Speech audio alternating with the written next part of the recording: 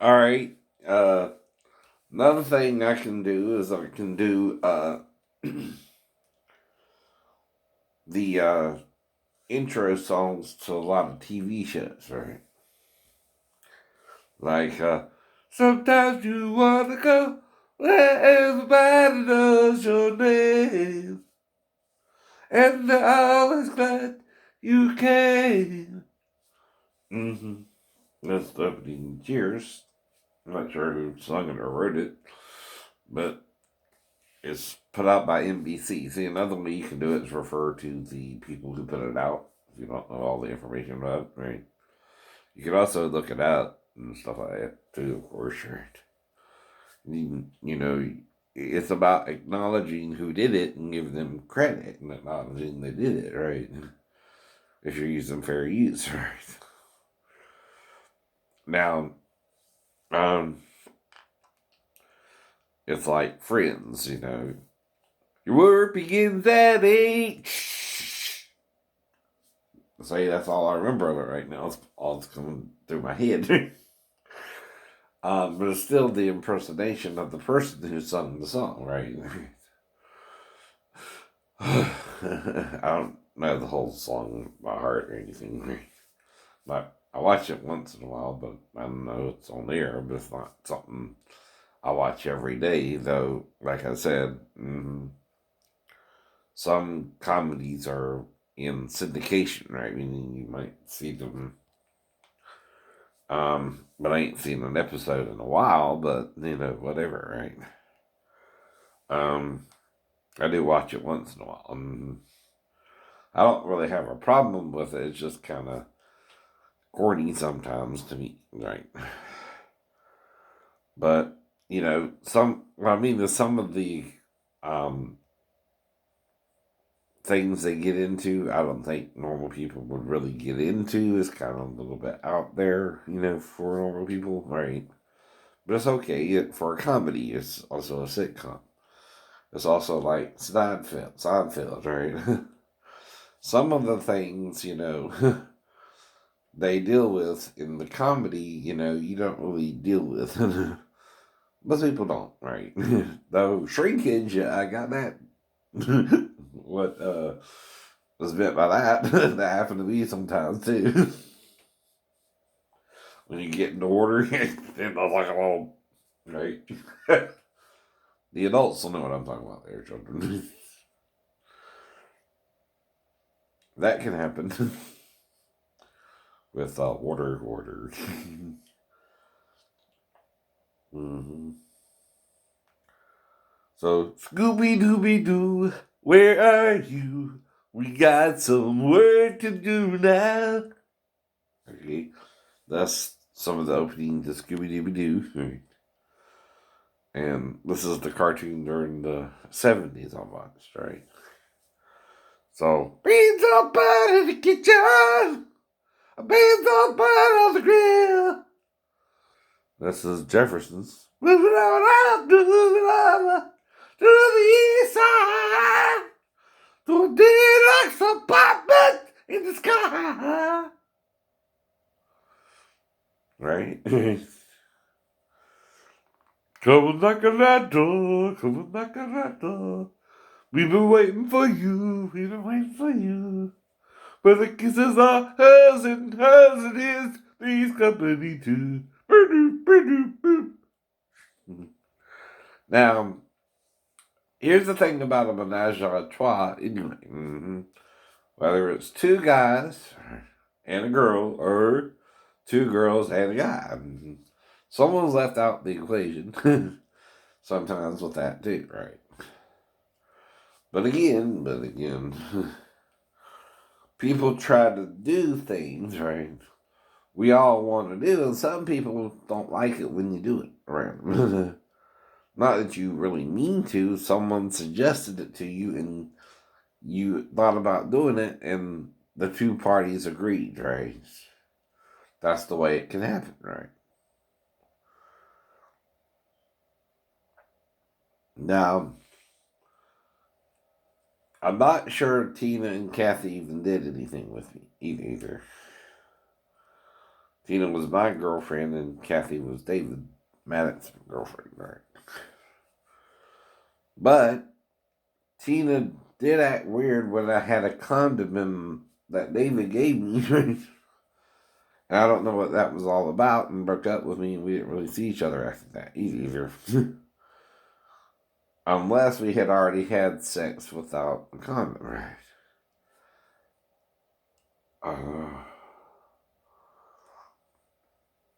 And again, that could be part of it too. I don't know. I don't know. See, unless my friend calls me amnesia or something, right? I don't try to do that either, right? I'm not actually try either, right? But I wouldn't turn one down, if two females wanted to do one either. No one would. No guy wouldn't, no. So I was sporting the Fu Manchu from the 70s too, right? Well, actually, it's from before that, but.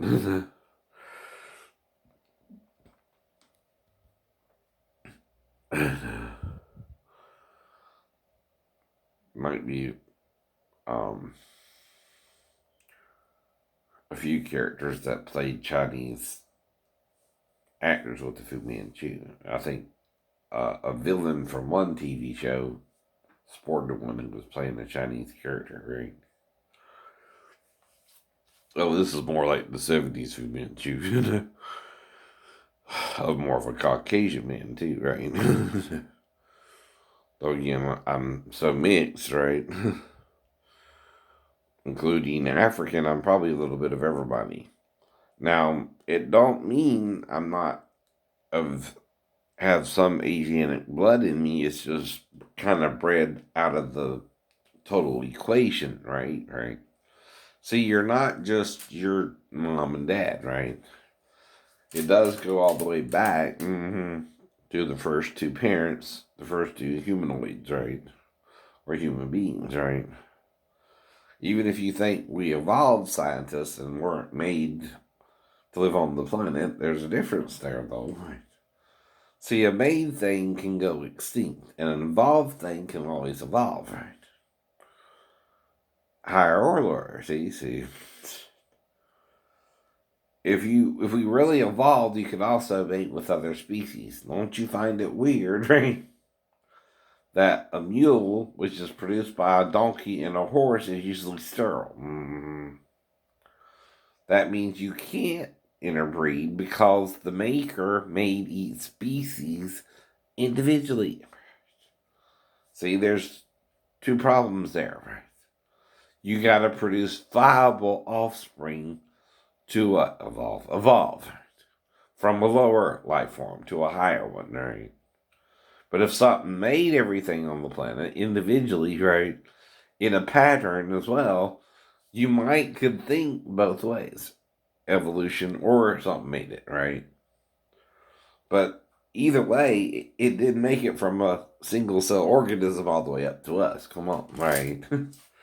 Individually, right? That's what the Christians are trying to explain to you, but don't have the words to do so. Because, you're not believing anything they say anymore. And again, we're all trying to figure it out for different reasons, right? But two reasons is if you can't mate interspecies wise, right? Say a human cannot breed with a chimpanzee, right? If they were two different creatures made by the creator, that's why. Certain things just cannot interbreed, right? It is too diverse, even though we're 98 point, what was it? Similar, right? 0.2, right? Or 8, somewhere in there. Well, it's like me being 1.3 or 4 African American, right? I don't know. That's 1.7, right? That I'm African American, right? But I'm still what? African American, right? But nobody, no human being has what? Chimpanzee genes, right? Yes, the genes are similar, right? But the chimpanzee and the human being are two different species, right? And that's why you think we could have evolved as well. We seem so similar genetically as well. But the difference is in that 2%, right? Less than 2%, right? Is all the difference in the world, right? Between the chimpanzee and the human as well. That means what made the chimpanzee and us pattern us similarly as a group of species known as primates, right?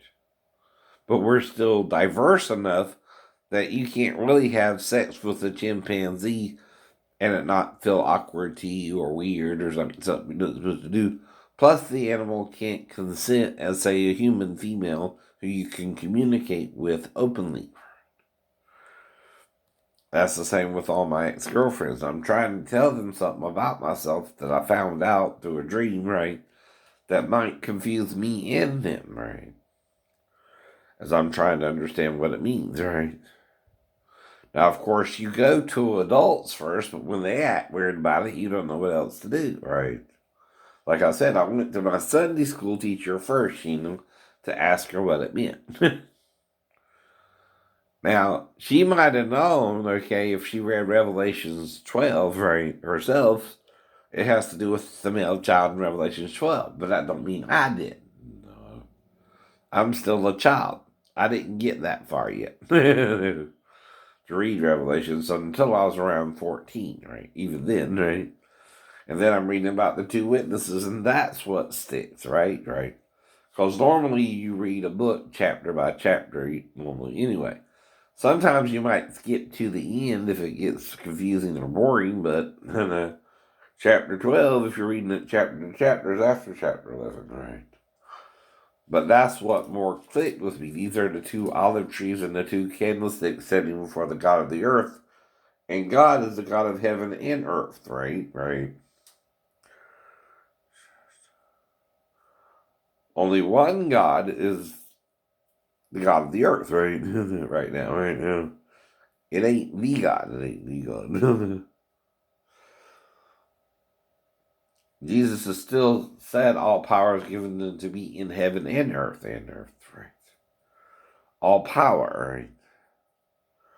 To heal heaven and earth, right? To restore it back to God, right? See, that's what he's trying to do. Restore things back to how they were in the beginning, right? He's trying to bring us back to the perfection of Eden, right? Like, I came upon a child of God, and he was walking along the road, and I asked, where are you going, Mr. Globe? We are stardust in a garden of Eden. And I forgot who sang that, but there are songs from the 70s I used to listen to, right? And since I'm doing a clip, that's still under fair use. And then I can critique it and say I like both songs, right? So you can do certain things to make it fair use, right? Like use a short clip as well. Well, see, that's the thing. They're supposed to put a percentage on it too, right? Well, how much can we use of fair use, right? Because, see, the reason is words, lyrics, and things like that, people can agree with those or disagree with those, right? Right. And we've got to get ourselves back to the God.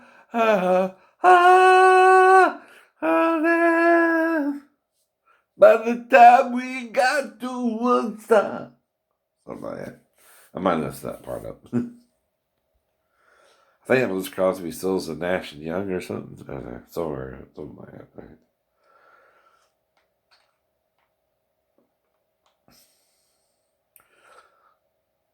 Now, like I said, I'm not saying you can't sing a part harmony like a barbershop quartet either. That's what the Beatles are kind of were. They were a rock and roll quartet. But see, what I can do is I can make one of the singers the star, right? Like, say you hear Paul's voice in Yesterday. yesterday. Love was such an easy game to play. Now I need a chance to hide away. Or John's in, say, She Loves You. She loves you, yeah, yeah, yeah. Mm. Or Ringo's in Yellow Submarine, right? On the song I was born, lived the man who sailed the sea. Or, I think, wasn't it George? Um, well, I'm going to just do My Sweet Lord because I'm kind of forgetting some of the Beatles songs. But My Sweet Lord, I want to know you. Really want to show you love, but it takes so long, my Lord. And I can even do Band on the Run from Paul McCartney or Imagine from John Lennon and certain things like that. Mm-hmm. Imagine there's no heaven. It's easy if you try. No hell below us, above us only sky.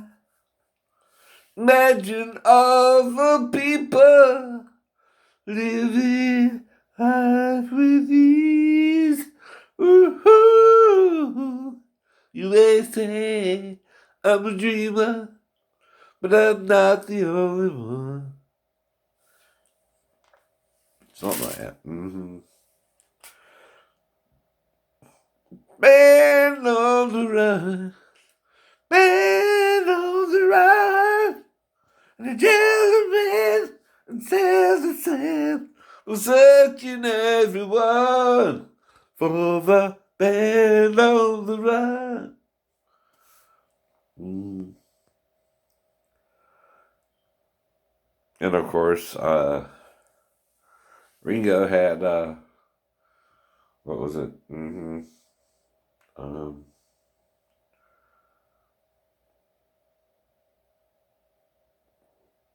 and you know it don't come easy if you want to sing the blues, and you know it don't come easy. That little song, I forgot it. the main name of it.